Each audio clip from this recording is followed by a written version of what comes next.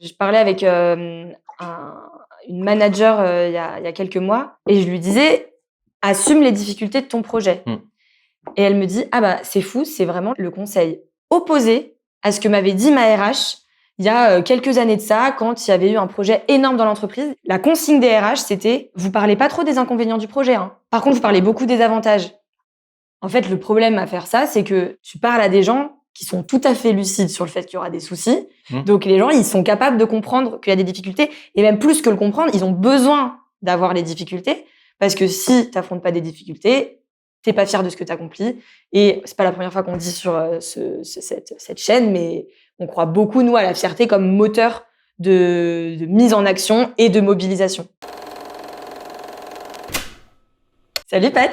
Salut Carline. Comment ça va? Eh ben, ça va très bien. On se retrouve pour une nouvelle table ronde. Aujourd'hui, ça fait un petit moment qu'on en a pas enregistré tous les deux. Ça fait un petit moment, ouais. La dernière fois, tu avais un t-shirt Kaamelott, si je ne m'abuse. Ah, c'était celle-là? On en a peut-être fait. Et là, j'ai un t-shirt licorne. Licorne, exactement. Un pull licorne. Ouais. On parle aujourd'hui de mobilisation. Oui, et ça tombe bien parce que... On est un cabinet... Parce que c'est notre métier. Non, mais on est un cabinet de conseil en mobilisation. Hein. On parle rarement de nos missions, mais nos missions, elles consistent essentiellement à accompagner des entreprises qui veulent mobiliser, c'est-à-dire engager un grand nombre de personnes sur un projet donné, une fusion, une transformation quelconque. Et donc, on va les accompagner. Ça nous donne depuis des années un grand catalogue de ce qu'il faut faire pour réussir la mob. Mais aussi ce qu'il ne faut pas faire. Et donc, on s'est fait un petit top 5, tous les deux, des erreurs qui nous paraissaient les plus fréquentes et les plus graves de stratégie de mobilisation. Donc là, on est plutôt dans qu'est-ce que vous décidez au moment où vous voulez transformer et qui ensuite va vous poursuivre pendant toute votre période de mobilisation qui peut durer 3 mois, 6 mois, 18 mois dans certains cas. Et donc là, on va essayer de remettre ça d'aplomb. À chaque fois, on se dit que on donne l'erreur que on observe. Pourquoi c'est une erreur? On décortique un peu le truc. Et puis, évidemment, on essaye de donner à chaque fois, du coup, notre préconisation pour éviter cette erreur. Évidemment, si vous avez des erreurs, des erreurs qu'on n'a pas listées, mettez-les nous en commentaire. Et si vous avez vécu les erreurs qu'on a listées, donnez-nous les exemples. Venez me donner des détails de la manière dont vous avez traité ça ou subi ça.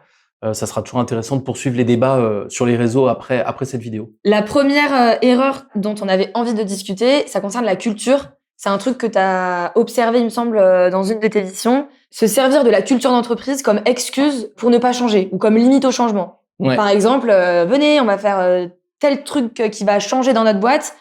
Ah bah non, c'est pas possible parce que nous, notre culture de boîte, c'est ça. Alors que toi, tu nous proposes d'aller dans l'autre direction. Ouais, là, on peut les citer. Je pense qu'ils le prendront pas mal. Mais moi, je travaille pour IMA, donc qui est une grande entreprise d'assistance dans le monde des mutuelles, qui est effectivement une boîte à très forte culture. Déjà, c'est une culture mutualiste. C'est basé à Niort, comme quasiment toutes les mutuelles. Donc, c'est une culture particulière d'une ville où tout le monde travaille dans ce métier-là. Et c'est une entreprise qui a énormément de bons côtés, énormément de qualités, énormément d'envie de changement, et d'ailleurs qui opère beaucoup de changements, mais qui aussi dit beaucoup, on peut pas faire ça parce que dans notre boîte c'est comme ça, parce que les gens sont pas prêts, parce que vous comprenez, la culture niortaise, la culture mutualiste, la culture IMA fait que ça va être compliqué. Mais quand on l'entend comme ça, c'est facile de commenter d'un œil extérieur, hein, évidemment, mais ce qui paraît un peu surprenant, c'est que souvent, nous, quand on mène des démarches de mobilisation, souvent, ça sert un changement de culture de boîte. Oui. Mais du coup, ça perd son sens si nous, on essaye d'amener des changements. Donc, quand on parle de culture de boîte, on parle de quel comportement les équipes ont, c'est quoi les habitudes, c'est quoi les rituels, c'est quoi les comportements managériaux. Si on vient pour changer ça et qu'on nous répond « Ah bah non, on peut pas changer parce que c'est notre culture de boîte qui est comme ça », du coup, on est un peu les bras ballants. Oui, d'ailleurs, c'est pas tout à fait encore la solution opérationnelle, mais il y a quand même un truc qui, pour moi, qu'il faut se dire sur les cultures de boîte. C'est d'abord, effectivement, si vous avez envie de changer quelque chose, c'est donc bien que votre culture, d'une façon ou d'une autre, ne vous convient plus, en partie. La deuxième chose, c'est que parfois, les cultures, elles sont adaptées à une époque, elles sont adaptées à des choses qui ont été faites, et elles deviennent problématiques quand les temps changent, et les temps changent. Et donc, du coup, elles finissent par être des choses qui paraissent immuables, mais qui font du mal à tout le monde. Et moi, je suis toujours à dire, ouais, mais en fait, vous êtes en train de m'expliquer que votre culture nous empêche de changer, mais donc vous allez tous continuer à travailler malheureux, parce que on peut pas changer. Moi, je crois que la culture, c'est quelque chose quand même qui bouge, à part les cultures antiques, quand les civilisations sont terminées, elles sont terminées, mais sinon, dans une société qui vivante, les cultures bougent, elles sont faites pour bouger. Alors, avec une certaine vitesse, pas forcément très rapidement, mais faut pas avoir peur de dire, non, mais moi, voilà, il faut qu'on fasse évoluer cet élément de la culture, il faut qu'on bouge ça. Faut pas qu'on fasse forcément table rase du passé et tout. Il faut admettre que c'est ça et que la culture d'aujourd'hui n'est pas la culture de dans 10 ans, dans 20 ans. Ouais. Et donc, vous pouvez décider de la changer. Surtout que ce que je trouve assez excitant dans cette idée, c'est que les habitudes d'interaction, donc en fait tout ce qui constitue la culture d'une boîte, ben c'est dépendant que des humains qui composent cette boîte. Il y a certainement plein de choses dans les entreprises qui sont effectivement immuables, qui sont un peu des contraintes données. Je sais pas, des processus sécurité par exemple. Tu vas pas te mettre à changer ça dans une usine juste parce que tu décides de le faire un matin. Par contre, la manière dont tu animes tes réunions, est-ce que tu demandes l'avis aux collaborateurs, est-ce que tu as une culture du feedback, tout ça, c'est dépendant que des gens qui sont dans l'entreprise, et ce, quel que soit le niveau. Du coup, c'est trop bien parce qu'on peut se dire, non, s'il y a bien un truc qu'on peut changer, en vrai, c'est la culture d'entreprise. Exactement. Donc, t'as tout à fait raison. Non seulement, pour moi, c'est pas un frein au changement, mais c'est le truc qu'on peut changer. Par contre, évidemment, si on veut changer un élément de culture que tout le monde adore, qui rend tout le monde heureux et tout le monde performant, bah, ça va être compliqué. Mais à la limite, pourquoi vous voulez le changer dans ces cas-là? C'est complètement con. Par contre, si ta culture, elle trouve un peu ses limites, parce que là, par exemple, chez IMA à Niort, ils ont beaucoup grossi. Ils étaient quelques centaines, ils sont maintenant quelques milliers. Il y a des comportements qui marchaient quand ils étaient 300, 400, qui marchent moins bien quand ils sont 2000. C'est pas grave de se le dire. En fait, il faut juste admettre que c'est différent et qu'il faut travailler autrement. Et en l'occurrence, là, la culture, elle a amené des comportements dont les gens souffrent, en fait, dont ils sont pas contents. Ils se plaignent tous d'une façon ou d'une autre de la manière dont ça travaille. Donc là, il faut faire le pari, quand vous allez monter votre stratégie de changement, il faut pas forcément avoir peur. Par contre, si on est très opérationnel, ça veut dire qu'il va falloir bien raconter l'histoire, pour ne pas dire que la culture, c'est de la merde et donc on la change. Non, bien reconnaître que à un moment, cette culture-là avait une raison très légitime d'exister. Ouais, exactement, qu'elle a une vraie cause et que cette cause est OK. Que cette cause existe moins, ou que d'autres causes font que malgré toute sa pertinence sur une partie de votre métier, ça l'est beaucoup moins sur une autre. Et il faut compter sur un truc qui est, quand les gens vivent mal un changement, vivent mal une situation, ils peuvent avoir peur du changement, probablement qu'ils auront peur du changement, mais n'oubliez pas qu'ils seront mieux dans la nouvelle situation. Donc il faut aussi dire, osez changer votre culture, osez vous faire un peu mal temporairement, si l'avenir est meilleur. Et au bout d'un moment... moi, j'ai des dizaines d'exemples de gens qui ont changé des choses et qui disent finalement c'est quand même, finalement c'est quand même tellement mieux maintenant comme ça, etc. Donc si vous avez confiance dans votre changement, il faut y aller quand même. Il faut de la méthode. Appelez-nous si vous avez besoin de méthode, mais ça demande de la méthode, ça demande de la technique et tout. Mais il faut pas avoir peur de la culture. C'est pas un problème. Si elle doit changer, elle peut changer. On passe à notre numéro 2. Numéro 2. Qu'on a intitulé « Ne pas faire de changement tiède ». Alors, qu'est-ce qu'on appelle un changement tiède? Je trouve que parfois, par peur justement des résistances au changement, au lieu de changer les choses telles qu'on voudrait le faire en vrai, on les minimise en se disant « ouais, ils vont vraiment pas être d'accord ». Et donc, on va faire un demi-changement. Moi, je pense à une usine dans laquelle on travaille où il y a eu un événement il y a quelques années qui était très dur et qui a beaucoup perturbé les modes de travail, et les gens sont vraiment devenus très passifs dans cette usine. Du coup, maintenant, quand on veut les refaire redevenir actifs, on se dit, ouais, mais bon, ils sont pas prêts à faire ça, et donc, on leur demande des petits progrès, on leur demande de faire un peu mieux. Mais sauf que du coup, les gens comprennent pas pourquoi on les emmerde pour si peu, etc., etc. Donc, pour moi, un changement tiède, c'est un changement, on n'a pas choisi notre camp. C'est-à-dire, soit on se contente de ce qu'on a parce que c'est pas si mal ou parce qu'on veut pas faire les efforts de change. Et à ce moment-là, faisons froid, c'est-à-dire ne changeons rien. Ou alors, si on veut changer, allez-y franco.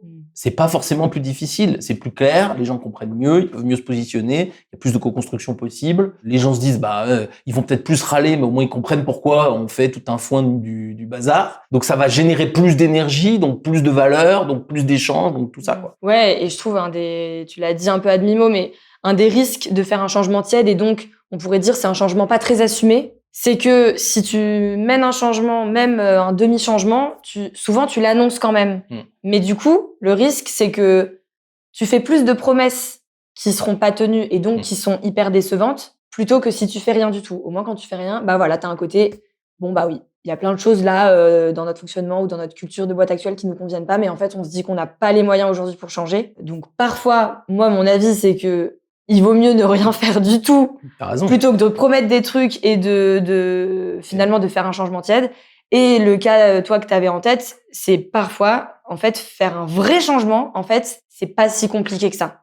Exactement. Pour ceux qui sont adeptes, je sais qu'il y en a certains qui nous regardent, qui sont adeptes de sociodynamique, stratégie des alliés, on peut l'expliquer d'une autre façon, et vous allez très très vite comprendre. Dans un certain nombre de boîtes, il y a un pourcentage de gens qui râlent tout le temps. 5-10%. Vous les connaissez, vous pouvez mettre les noms sur votre cahier. Donc, dans la situation de départ, vous avez ces 10% qui râlent parce que rien ne change. Si vous faites un changement tiède, vous aurez toujours 10% de gens qui vont râler parce que vous changez alors qu'il faudrait pas changer, ou alors parce que vous changez pas assez, etc. Mais comme votre changement est tiède, il n'aura pas généré énormément de gens enthousiastes qui disent « Putain, mais c'est génial ce truc !» Quand on va faire un changement chaud...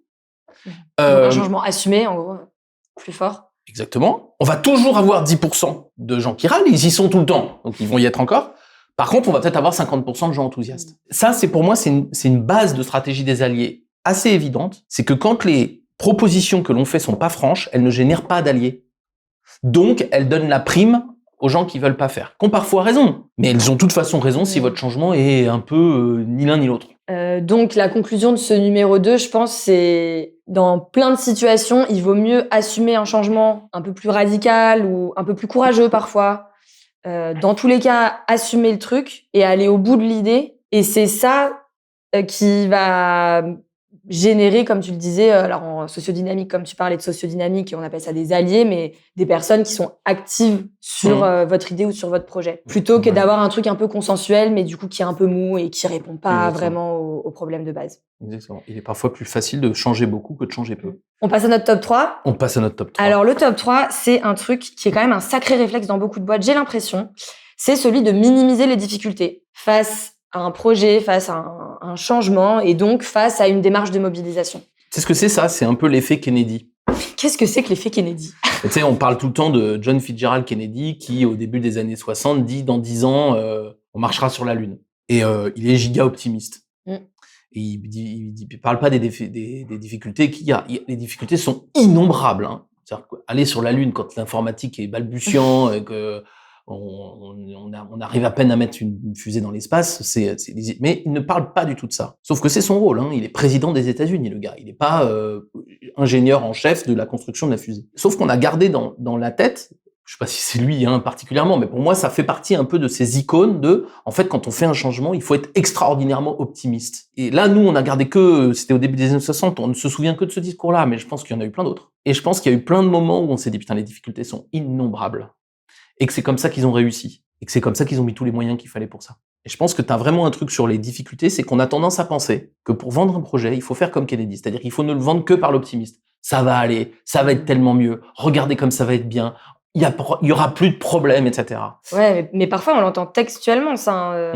Je parlais avec une manager il y a quelques mois. Quand je lui ai dit ça, je lui faisais un petit peu de conseils de conseils en mobilisation. Tu fais bien, c'est ton métier. Ouais, c'est fou, je suis payée pour ça, dis donc. Et je lui disais, assume les difficultés de ton projet. Et elle me dit, ah bah c'est fou, c'est vraiment le conseil opposé à ce que m'avait dit ma RH il y a quelques années de ça, quand il y avait eu un projet énorme dans l'entreprise, et vraiment la consigne de la RH, qui avait certainement plein de bonnes raisons de le faire. Hein. Je pense peut-être elle avait peur d'assumer les difficultés, mais la consigne des RH, c'était vous parlez pas trop des inconvénients du projet. Hein. Par contre, vous parlez beaucoup des avantages. En fait, le problème à faire ça, c'est que tu parles à des gens qui sont tout à fait lucides sur le fait qu'il y aura des soucis, qui sont adultes, on est en entreprise. On est en France, normalement, il n'y a pas trop de travail infantile. Donc, les gens, ils sont capables de comprendre qu'il y a des difficultés. Et même plus que le comprendre, ils ont besoin d'avoir les difficultés. Parce que si tu n'affrontes pas des difficultés, tu n'es pas fier de ce que tu accomplis.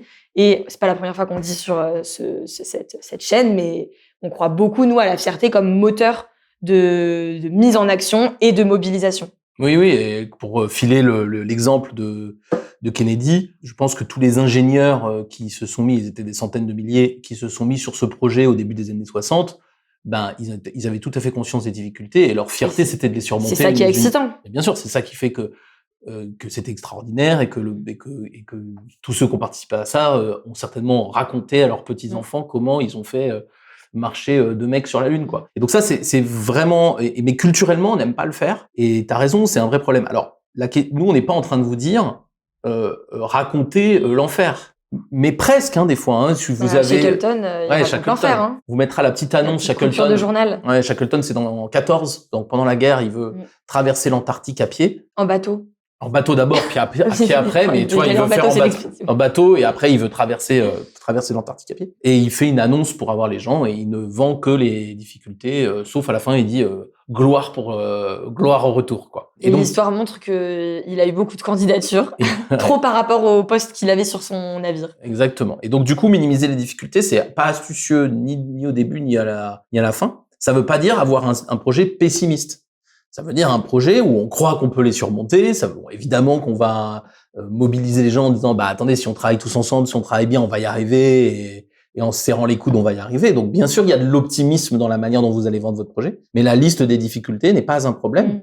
Comme dans toutes les choses de la vie. Si tu veux faire le marathon, tu sais que ça va être difficile et tu vas y aller quand même. Donc ou alors tu vas pas dès le début, mais sinon tu vas pas en te disant j'espère que ça va être facile, j'espère que ça va être facile. Marathon, ça va être difficile, point barre. Il y a une autre erreur qu'on voit souvent, mais qui est très liée à celle-là, qui est donc notre erreur numéro 4. Top 4. Qui est celle de vouloir tout ficeler et de vouloir convaincre tout le monde que ta stratégie de mobilisation est la meilleure ou que ton projet est le meilleur. Et je trouve souvent ça va avec, en fait. T'essayes de convaincre et du coup, pour convaincre, tu te dis que tu donnes pas les difficultés. Ça va avec, mais c'est pas exactement la même chose. Et c'est pour ça qu'on a fait un top 3. C'est pour ça qu'on a fait un 3 et un 4. Différencié. Quelle subtilité. Convaincre, moi c'est marrant dans mon expérience de conseil, c'est un des moments, une des façons de conseiller que j'ai le plus simple, qui fait toujours des effets sur mes clients. Ils me disent je veux faire ça, je leur ai expliqué, j'arrive pas à les convaincre. Ah bon, mais qu'est-ce que tu vas faire? Je sais pas, faut que je leur explique. Faut que je leur explique mieux. Faut que je leur explique mieux, etc. Plus peut-être. Et moi je leur dis à chaque fois en fait, et si t'as essayé d'arrêter de convaincre, ils me disent t'es complètement fou, ils voient même pas l'autre possibilité. En fait, convaincre, ça marche un peu au début avec certaines personnes, mais dès que t'as passé les 3-4 premières personnes qui sont convaincues dès le début, ça marche plus. Ça sert à rien de le refaire. L'exercice de conviction, c'est pas nul, c'est utile, mais c'est une fois par personne si vous voulez, mais c'est une fois. Après, plus vous allez essayer de convaincre, c'est-à-dire plus vous allez essayer d'expliquer mieux, moins vous avancez, parce qu'on n'avance pas en faisant ça. Plus vous allez générer de méfiance et de doute, parce que pourquoi t'insistes tant? Pourquoi c'est si compliqué? Il y a un peu anguille sous roche. Ça devient laborieux, ça devient pénible pour vous. Vous savez, quand vous avez déjà présenté un truc 14 fois, 15 fois, 20 fois, et que vous dites, putain, la 21e, j'en peux plus. Donc vous êtes moins bon, vous êtes mécanique. À un moment donné, il faut s'arrêter, quoi. Moi, je dirais même, essaye même pas de le faire une seule fois. En fait, la première fois, ce que tu fais, c'est que tu présentes ton projet en y mettant ton cœur et ta propre conviction à toi. En gros, fais-le un peu avec les tripes. Nous, par exemple, quand on accompagne des managers à présenter un grand projet ou une vision, on les coach un peu en amont en leur disant mais vas-y, mets tes émotions sur la table, dis vraiment ce que t'en penses, etc. Pour moi, même dans ce moment-là, l'objectif, il doit pas être de convaincre. L'objectif, il peut être d'attiser la curiosité de l'équipe ou de déranger un peu. Mais même le premier coup, si tu vas avec l'objectif de convaincre, je pense que tu passes un peu à côté de quelque chose. Ok, je te suis, je suis d'accord. Je faisais une concession parce que moi je mettais un peu ça dans la case convaincre, mais je suis d'accord avec toi. C'est pas exactement convaincre. C'est-à-dire que c'est pas tout à fait du niveau intellectuel de la démonstration. Oui, parce que ton objectif, ton objectif, il est pas intellectuel. Ton objectif, il est de mettre en action les gens et de les impliquer sur le projet. C'est ça, nous, quand on dit on fait de la mobilisation, en fait, c'est faire sortir des équipes de leur inaction ou de leur passivité. Et donc, tu les fais sortir de la passivité en leur faisant faire des choses. Et c'est ça ton objectif, c'est faire des trucs aux gens. C'est pas qu'ils se disent « Ah oui, je vais au travail le matin, vraiment, ce projet est génial. » Mais si tout le monde dit « Ton projet est génial, mais qu'il se passe rien, y a personne de mobilisé. » Exactement. Donc du coup, l'histoire de la conviction, c'est que qu'est-ce qui se passe quand vous le faites? Vous passez énormément d'énergie à préparer tous vos arguments. C'est très chiant, très long à faire. Vous êtes très stressé au moment de présenter tout ça parce que vous vous dites j'ai tout préparé, s'ils sont pas d'accord, c'est quoi? Qu'est-ce que je fais? À part réexpliquer, vous êtes un peu emmerdé. Et comme vous avez tout prévu, tout machin, vous avez des gens qui sont spectateurs total, qui regardent complètement votre truc. Et comme ils sont spectateurs, ils ont le temps, leur cerveau a du temps disponible et donc ils vont chercher la petite bête. Et la petite bête, il y en a. Parce que vous avez beau avoir tout préparé, c'est pas parfait, parce qu'il y a des choses qui sont aléatoires, des choses qui dépendent du contexte, des choses qui dépendent de l'engagement des gens. Donc naturellement, ça peut pas être parfait. Donc du coup, vous allez avoir des gens qui vont vous dire bah non, mais là il y a un problème, là il y a un problème, là il y a un problème. Ils ont sûrement raison, pas toujours, mais ils ont souvent raison. Et puis tous les autres qui sont potentiellement d'accord, bah vous avez déjà fait tout le boulot. Donc ils n'ont pas vraiment de travail pour dire ah bah non mais si c'est vrai, etc. L'alternative à convaincre, c'est ce que tu dis, on va mettre de l'émotion, mais donc moins de technique et moins de détails. Hein. Concrètement, vos PowerPoint doivent être plus courts. Et en revanche, toujours plus courts. Même arrêter de faire des PowerPoint parfois. Oui, voilà. Pas tout le temps, mais des fois, il vaut mieux ne pas en faire. Souvent, mais si vous voulez vraiment en faire un, il est plus court. Et ensuite, c'est l'occasion. Alors, on va aller plus vite, du coup. Hein, c'est moins long à préparer. On va aller plus vite vis-à-vis des équipes. Et ensuite, on va avoir un temps plus long de débat. Donc, vous allez dire, ouais, mais ça nous fait perdre du temps. Non. D'abord, on a gagné du temps dans la préparation du fameux PowerPoint. Notez-le bien. Et ensuite, le temps qu'on investit sur ce débat pour co-construire, ou en tout cas faire réagir les équipes, c'est du temps qu'on va économiser en mise en œuvre. C'est vraiment une organisation, hein, Charlie et Emma en parlent dans la table ronde sur les réorganisations, c'est vraiment un investissement du temps qui est beaucoup plus efficace que de chercher à convaincre à tout prix. Carrément, je n'ai rien à ajouter sur ce point. Ah oui, si, alors je regardais mes petites notes parce que j'avais juste un exemple d'un client qui fusionne 2 boîtes. Et ils ont plein de bonnes raisons de fusionner 2 boîtes. Et leur élan naturel, c'était de vouloir faire l'explication de pourquoi on fusionne et à quel point c'était une bonne idée. Et je lui avais dit, moi je me rappelle très bien, et il a très bien réagi à ça, je lui avais dit, mais en fait le problème c'est que là, à ce stade, c'est un projet de chef. Et quand tu vas démontrer, toutes tes raisons sont des raisons de chef.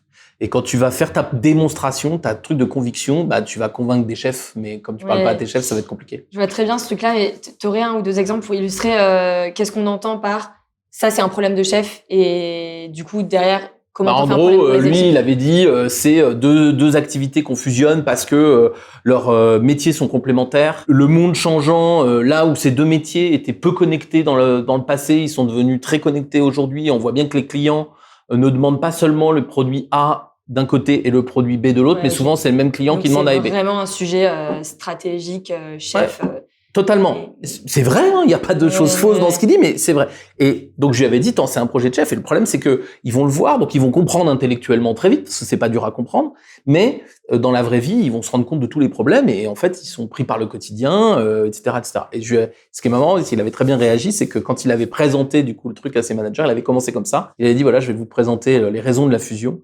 Mais je vous dis tout de suite, j'ai pas envie que ce soit un projet de chef. Et donc, du coup, il avait désamorcé ça. Et donc, donc il a donné ensuite les raisons de façon calme. Il a dit, bah voilà, on le fait pour ça, pour ça, pour ça. Mais bon, pas minimiser les difficultés. On va rencontrer ça comme difficulté, on est embourbé dans notre quotidien, etc. Il faut que ça marche sur le terrain ou ça marchera jamais. Et ça fonctionne. Et après, on a fait bosser les équipes de terrain sur comment ça marche sur le terrain. Et la conviction, ils se la sont forgés en travaillant sur le sujet. On leur a même pas demandé trop s'ils étaient d'accord. En plus, on s'en foutait parce que la fusion, elle était faite. Ouais. Donc, d'accord, pas d'accord, c'était pas vraiment un sujet. On leur a dit, construisons ensemble la fusion qui fait que vous avez le sentiment que ça marcherait. Aujourd'hui, ils sont assez alliés. On arrive à la dernière erreur dont on avait envie de parler aujourd'hui. Et c'est la top 5, je sais pas si c'est la plus petite des 5. Hein, non, je pense pas. Mais elle est assez différente des autres, par contre. Ouais, c'est ça. Le fait de mobiliser uniquement sur des valeurs sans permettre aux équipes une vraie appropriation. Exemple. Alors, une boîte dans un grand groupe de BTP qui lance un référentiel managérial. Donc, en gros, alors ça va faire écho, je pense, à plein de nos clients qui ont ça dans leur boîte. Une liste, en l'occurrence, là, il y en a 6, de compétences managériales qui sont considérées comme des compétences clés sur lesquelles les managers, d'ici 1 an, vont être attendus, vont être objectivés là-dessus. Compétences clés type bienveillance, assertivité, exigence, des choses comme ça. Des valeurs, donc. Vraiment, c'est des choses, c'est de l'ordre des valeurs. Je suis pas en train de dire que il faut pas être bienveillant, il faut pas être exigeant, etc. Ça peut faire l'objet d'une autre discussion, pas de souci. Mais se dire que des valeurs qui, en réalité, sont un peu consensuelles, hein. Personne va dire ah non, moi, je vois pas l'intérêt d'être bienveillant. Donc se dire que mobiliser sur des valeurs qui sont consensuelles, ça suffit, c'est vraiment une erreur. Donc notre préco là-dessus, et en l'occurrence c'est le travail que j'ai mené dans cette boîte. Avec Hélène, coucou Hélène. C'est partir de cette base-là. On va pas redessiner les valeurs. De toute façon, elles ont été décidées. Aucun débat là-dessus. Par contre, c'est faire des exercices avec les managers concernés qui vont devoir incarner tout ça. Donc, ils vont devoir incarner dans leur quotidien, dans leurs agences, la bienveillance, l'assertivité, etc. On a fait un atelier avec ces managers pour que ils donnent leur avis Vraiment, sur, en fait, moi, ça me parle pas. Ça, vraiment, je suis hyper content que aujourd'hui, enfin, dans notre boîte, on ose parler d'exigence parce que je trouve que ça manque, etc. Donc, déjà, donner ton avis. Permettre aux managers d'incarner le truc, c'est-à-dire de leur demander, quand tu reviens dans ton agence lundi matin, dans quelle situation c'est dur d'être bienveillant? Dans quelle situation c'est facile? Du coup, comment tu peux te faire aider par ton petit collègue qui a pas la même difficulté pour être bienveillant là où toi t'y arrives pas? Et c'est vraiment partir de situations concrètes. En gros, c'est transposer les valeurs dans la réalité et le quotidien des managers. Et c'est ça l'appropriation. Oui, tous les projets qui sont basés sur des valeurs sont des projets à haut risque en termes de mobilisation. Parce que la mobilisation, le fait que des humains librement s'engagent sur un projet, passe presque invariablement, en tout cas en Europe et en particulier en France, par une phase qu'on appelle l'appropriation, qui est une phase nécessaire de critique. La critique, ça peut paraître cliché en France, les gens ont besoin de critiquer. La critique, c'est pas forcément dire « Ah, c'est de la merde ». La critique, c'est juste décortiquer, ouvrir le capot pour vérifier ce qu'il y a dessous. Oui, et la critique, dans ce genre de cas, c'est effectivement, c'est pas uniquement dire j'aime bien, j'aime pas bien, je suis d'accord, je suis pas d'accord. C'est donner ton avis personnel. Qu'est-ce que ça veut dire pour moi? Et moi? En réalité, voilà, tout le monde est d'accord avec la bienveillance. En fait, tout le monde. Si vous n'êtes pas d'accord, effectivement, il faut nous appeler. C'est un problème. Vous aider, vous aider. Mais c'est bien parce que tout le monde est d'accord avec la bienveillance que c'est d'autant plus utile de vraiment demander aux gens qui managent sur le terrain, mais ça veut dire quoi pour toi? C'est quoi ta difficulté? C'est quoi les effets attendus de ce truc-là? Qu'est-ce que ça change dans tes manières d'animer tes réunions, d'animer tes entretiens annuels, d'animer tes échanges informels avec tes collaborateurs? Il y avait une expression qu'on reprend souvent d'une consultante qui a travaillé chez nous, Caroline, si tu nous regardes, qui disait à propos des valeurs un truc que je trouve très très juste. Il faut avoir des valeurs hautes, portées basses. Si c'était que de moi, je ferais jamais de projet où les valeurs sont premières.